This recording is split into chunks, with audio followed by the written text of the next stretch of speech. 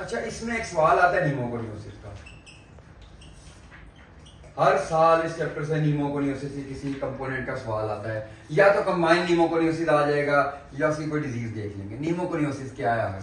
एक डिजीज नहीं है, आपने क्या याद रखना, group of disorders. Pneumoconiosis multiple disorders का ग्रुप है।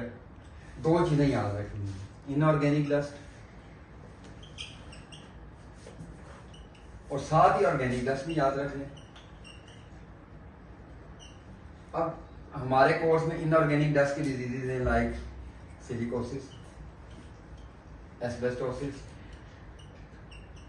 और एंथ्राकोसिस। ऑर्गेनिक की क्या है? हमारे बिसिनोसिस है,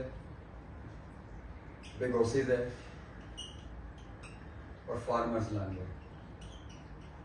ये सवाल कंबाइन भी आ सकता है, इनकी प्रिवेंशन पूछ सकते हैं या अलग अलग करके पूछ सकते हैं। तो आप डेफिनेशन में याद रखें, pneumoconiosis is a group of disorders that may be caused by organic और इनऑर्गेनिक डस्ट। अब ये करता क्या है? इरिवर्सिबल फाइब्रोसिस करता है, इरिवर्सिबल पल्मोनरी फाइब्रोसिस करता है। अब ये आपने याद रख लिया। अब इनकी डिजीज को वन बाय वन आप देखें तो आपने याद रखना है बेसिकली इंडस्ट्री और कुछ डायग्नोस्टिक पॉइंट्स। हम इनऑर्गेनिक से स्टार्ट करें, हम सिलिकोसिस से स्टार्ट कर लें। इंडस्ट्री कौन सी इन्वॉल्व है जिसे आपने डायग्नोज करना है, और एक्सरे फाइंडिंग्स क्या है। प्रिवेंशन हम एंड पे पढ़ेंगे, सबकी सेम। अब देखें, आपका पेपर में सवाल आएगा कि एक बंदा इस इंडस्ट्री में काम कर रहा है, उसके एक्सरे में ये है। अब सिलिकोसिस में इंडस्ट्री इन्वॉल्व करती है। देखें, ये पॉटरी बर्तन बनाने वाली industry, sand blasting, steel, glass, ये चूड़ियाँ जहाँ बनती है, बेंगल्स, सिलिकोसिस होती है। अब ये इंडस्ट्री आपने याद रख ली। अब पेपर में सवाल कभी कभार इंडस्ट्री से आएगा, पूछेगा बाकी इंडस्ट्रीज के नाम लिखें, तो आपको सारी इंडस्ट्रीज आनी चाहिए। पॉटरी, सैंड ब्लास्टिंग, ग्लास है, कंस्ट्रक्शन की आप बात कर लें, बेंगल्स की आप बात कर लें, स्टील की आप बात कर लें, तो ये सारा कुछ ना सिलिकोसिस है। इंडस्ट्री आपको याद होगी। अब एक्सरे में देखें, इसमें याद रखेंगे अपर लोब इन्वॉल्व होगा, और एक्सरे पे आपने एस से सिलिकोसिस है तो ऐसे याद रख लें, स्नोस्टॉर्म अपीयरेंस।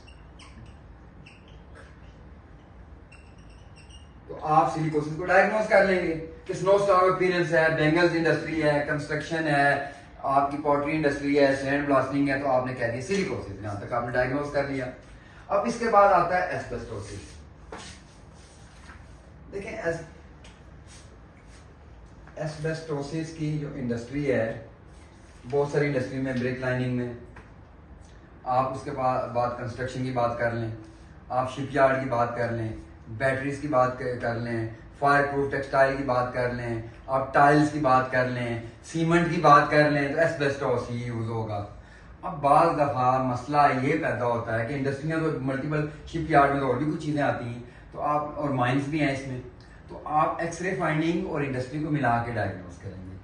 अब एक्सरे फाइंडिंग इसमें याद रख लें, एस्बेस्टोसिस में हनीकॉम्ब अपीयरेंस आएगी, या ग्राउंड ग्लास अपीयरेंस उसे कहते हैं, या एस्बेस्टोस बॉडीज आएगी, और ये लोअर लोब को अफेक्ट करेगा, क्लबिंग इसमें होगी। सो अगर आपको बताया जी ग्राउंड ग्लास है, एस्बेस्टोस बॉडीज हैं, स्टिकी ओपेसिटीज हैं, तो आपने कहना है जी ये है ये एस्बेस्टोसिस। एंथ्राकोसिस में बड़ा आसान है। एंथ्राकोसिस में सिर्फ और सिर्फ कोल माइनर्स आते हैं। कोल माइनर्स का जिधर नाम लिया आपने, एंथ्राकोसिस याद रख लिया, ये आपने याद रख लिया। इनऑर्गेनिक। अब ऑर्गेनिक की बात कर लेते हैं। अच्छा, इसमें देखें जो छोटे पार्टिकल है ना, वो हम लंग्स में जाते हैं, बड़े पार्टिकल तो फेगोसाइटोसिस वजह से बाहर आ जाते हैं, तो 0.5 माइक्रोन तक साइज होगा, साइज छोटा होगा, लंग्स में चला गया। और रिपीटेड एक्सपोजर होता है, ये नहीं कि एक बंदा एक दिन गया सीमेंट इंडस्ट्री में जी उससे होगी, आपने फरमा दिया जी सिलिकोसिस हो गई। नो, एक बंदा एक दिन गया सैंड ब्लास्टिंग इंडस्ट्री में, उसे सिलिकोसिस नहीं होगी, टाइम लगेगा। रिपीटेड एक्सपोजर की बात है, रिपीटेड एक्सपोजर होगा, डोज आएगी, इम्यूनिटी कम होगी, तब जाके डिजीज होगी। अब उसके बाद आप ऑर्गेनिक टेस्ट की बात करें, तो सबसे पहली चीज है बिसिनोसिस। बिसिनोसिस देखें, कॉटन वतने अजीज में बहुत यूज होती है, टेक्सटाइल्स में ही होगी ना, टेक्सटाइल। लेकिन वो फायर प्रूफ टेक्सटाइल, अब ये टेक्सटाइल है, कॉटन इंडस्ट्री में याद रखें बिसिनोसिस होती है बस। अब एक वर्ड है जिसे बच्चे बेगासोसिस पढ़ते हैं, अल्लाह का वास्ता ये बेगोसिस है। शुगर कैन, शुगर केन देखे, गन्ने की फसलों के बड़े मसाइल होते हैं। शुगर केन, कार्डबोर्ड और रेयन इंडस्ट्री में बेगोसीज होती है, इसमें आपने मॉटलिंग ऑफ लंग्स याद रखना है बस। अब एक और डिजीज है फार्मर्स लंग, ग्रेन इंडस्ट्री। इतना बड़ा उसने हिंट दिया होता है सिनेरियो में, ये फार्मर है, ग्रेन इंडस्ट्री है, एक्टिनोमाइकोसिस है, और आप डायग्नोज भी करते हैं फार्मर लंग है। अब बहुत सारी शायद प्रिंटिंग मिस्टेक्स आई हैं, P2UHS जो है उसमें गलत डायग्नोसिस लिखे हुए। आपने अपने कंसेप्ट बनाने हैं, उसके डायग्नोसिस को फॉलो नहीं करना, आपने इसके अकॉर्डिंग जाना है, बुक के अकॉर्डिंग। तो ये हो गया। अब इन सब की प्रिवेंशन सेम है, तो उसको हम डिस्कस कर लेते हैं। लेकिन प्रिवेंशन की आप बात करें, आपका 1 नंबर डायग्नोसिस का आएगा, 1 नंबर इंडस्ट्री का आएगा, 2 नंबर तो आपको मिल गए। अब 3 नंबर आपके प्रिवेंशन के होंगे।